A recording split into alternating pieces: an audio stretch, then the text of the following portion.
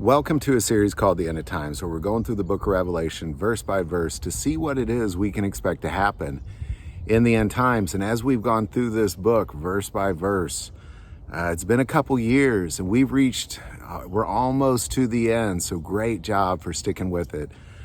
Jesus himself told us that there would be blessings for those who take the time to understand this important prophecy.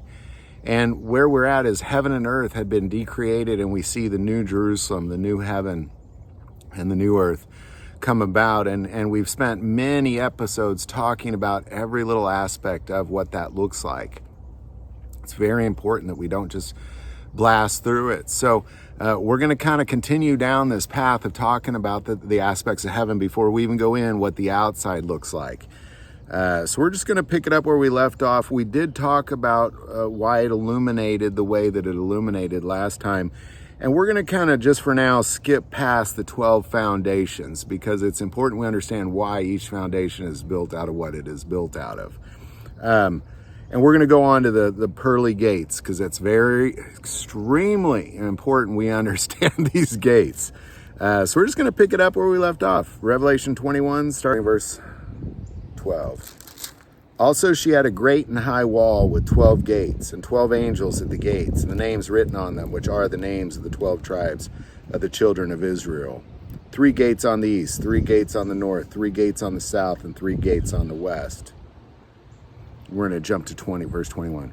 And the 12 gates were 12 pearls. Each individual gate was 1 pearl, and the street of the city was pure gold, like transparent glass. Now to imagine these glorious gates where just one gate was 1 pearl is really incredible to even imagine because of the nature of the pearl.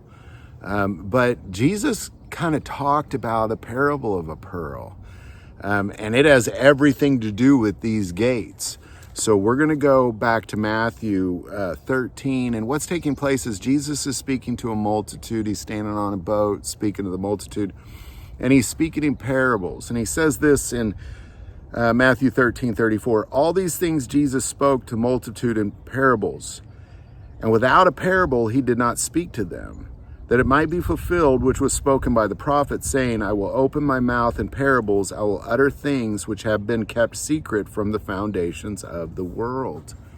So here what he's talking about are these deep secrets that have been held kind of hidden from the foundations of the world. We're going to jump to verse 45. Again, the kingdom of heaven is like a merchant seeking beautiful pearls, who when he had found 1 pearl of great price, went and sold all that he had and bought it. So here Jesus is talking about the kingdom of heaven is like a pearl, that when somebody sees this pearl, that they literally sell everything that they have. They lay down the things of the world, all of it, everything of the world that they have accumulated, simply to possess that pearl, that thing, which in this case is access to the kingdom of heaven. These are the way we get in, because if we go back to Revelation, what it says regarding these gates, in 25, its gates shall not be shut at all by day. There shall be no night there, and they shall bring the glory and the honor of the nations into it. But there shall by no means enter it anything that defiles or causes an abomination or a lie, but only those who are written in the Lamb's book of life. So these gates are very significant. It's very important we understand the concept of these gates, because what Jesus talked about immediately after this parable of the pearl, he says this, again, the kingdom of heaven is like a dragnet that was cast into the sea and gathered some of every kind, which when it was full, they drew to the shore. And they sat down and gathered the good into vessels, but threw the bad away. So it will be at the end of the age. The angels will come forth, separate the wicked from among the just, and cast them into the furnace of fire. There'll be wailing and gnashing of teeth. Jesus said to them, have you understood all these things? They said to him, yes, Lord. Then he said to them, therefore every scribe instructed concerning the kingdom of heaven is like a householder who brings out his treasure, things new and old. It's fully understanding that these are the things that we are after. These are the treasures of heaven. These pearls, this access into the holy presence of a holy God. Nothing can enter into it.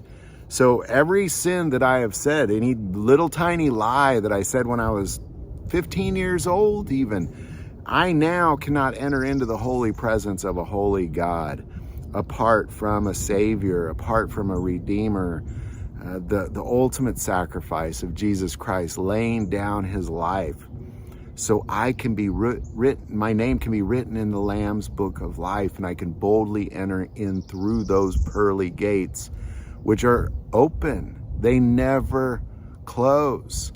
That's why it's so important we understand that, again, the kingdom of heaven is like a merchant seeking beautiful pearls, who, when he had found one pearl of great price, went and sold all that he had and bought it. It takes everything. We have to give up everything for this beautiful gift in this world that is, we are not of, but we want we want so much in this world. We want riches, and we want fame, and we want houses and cars and people to respect us and honor us, and all that is worthless.